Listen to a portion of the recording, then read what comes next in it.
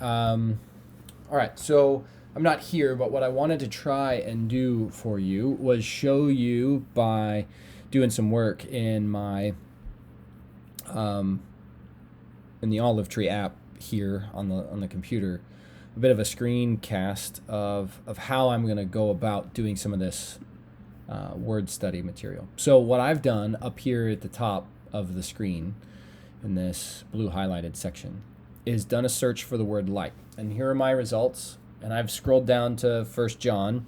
And so now what I want to do is I want to go here and it pulls up my passage for me. So now what I want to do is as I read through this, I want to pay attention to John's use of the word light. How is he using it? What does he mean by it? What's it connected to? And so this is part of that second column. As you gather your resources and you look at the passages where your keywords show up. Remember, yours are command, believe, love. I'm using light as an example because I know it's going to show up a lot in John. So if we're looking at that, verses 5 through 10 of chapter 1 have something to do with light. So God is light, in him there is no darkness.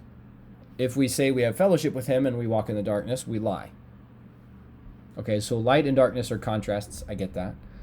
Darkness and lying go together, because if we walk in the darkness, but we say we're walking in the light, then we're liars. So that doesn't work. So if we walk in the light as he is in the light, then we have fellowship with one another, and Jesus cleanses us from our sin. So that's good. So light has something to do with fellowship with one another and Jesus Christ. It has fellowship with it has relationship with being cleansed from all sin. If we say we have no sin, the truth is not in us. So there's something to do with the truth that organizes all the rest of this material about light. God is light. In him there is no darkness. So if we have fellowship with God, we have to be in the light. We have to know the truth. We have to be in the truth. Part of that is we have to confess our sin, it seems. And he'll forgive us and cleanse us from our sin. If we say we haven't sinned, then we make him a liar. His word is not in us. We are lying. That's not how that works. And so what we have is this contrast. Light and darkness. Truth and lie. God and not God. And so on a really basic level, the light just serves as a contrast to illustrate the ways God wants us to walk and live. Okay. There's other places where light's mentioned. So if we go down to chapter 2, verse 8, which is the next paragraph that really starts to talk about this, we can talk about there's a commandment that's a new one, but it's also an old commandment. Okay. This commandment is true. So there's truth again. And the darkness is passing away, and the true light is already shining. All right. So whoever says he's in the light but hates his brother is still in darkness. And whoever loves abides in the light. So what I saw in chapter 1 was that light was connected to the truth, connected to knowing God, was connected to walking with God and having fellowship with the saints and having our sins forgiven. And now light is connected to this idea of loving the brother. And when I love the brother and I abide in the light, there's no cause for stumbling.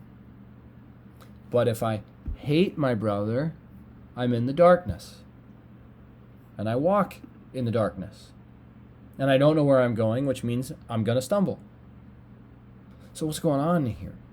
John's using light in these various ways to be expressions for a handful of different ideas. And so light becomes the common image that keeps orienting all of these other ideas around it. Light has to do with love. But up here in chapter 1, light has to do with the truth. If we walk in the light as he is in the light, God is light. In him there is no darkness. The truth is in us if we walk in the light. Well, so all of this material related to the light in chapter 1, 5 through 10, seems to orient itself around the idea of the truth. Confessing our sin, there's some truth in that. Knowing God is the light, there's truth in that. There is no darkness in him, there's truth there. Walking in the light, there's truth there. There's true fellowship there. Everything else is, well, it's not true. Down in chapter 2, we have a commandment, and the commandment and the light go together. And so in chapter 1, the light and the truth go together. But in chapter 2, the light and the commandment go together. And the commandment and the light go with love. And so what John keeps doing is he keeps bringing these things back to center, and the orbit seems to be around the imagery of light and darkness.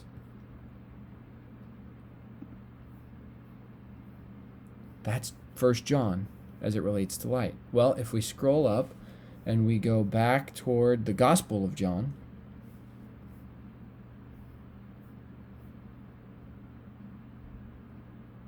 pick this one. First John 1, verse 5, the light shines in the darkness has not overcome it. In him was life. The life was the light of men. Oh, wait, so hold on. There's a life that's in Jesus that is light. So Jesus is kind of like the light. And that light shines in the darkness, and the darkness doesn't overcome it. Okay, so then the light relates to Jesus, but the light relates to truth and to God. So Jesus has to relate to truth and to God. The light relates to the command to love. So Jesus, who loves by laying down his life and fulfilling the command, must be in the light, must be the light. And so to walk in the light, we have to walk like Jesus walks. See, what we're doing as we fill this out and as we put these references together is we're creating the sort of composite understanding of how these ideas orbit and interact with one another, so that as we get exposed to them in John's understanding, what we're doing is creating an understanding. Okay? All right. That's sort of the example of what I'm asking you guys to do, is you isolate your references, and then you start to figure out what's going on in the reference. Why is it said? Why is it said this way? What's happening with it? Why does it matter? Okay? All right, we will pick up there the next time I see you guys. Have a good day. Continue working on your lists and what those lists are showing you as you look at those references, and we'll pick up with it on Thursday.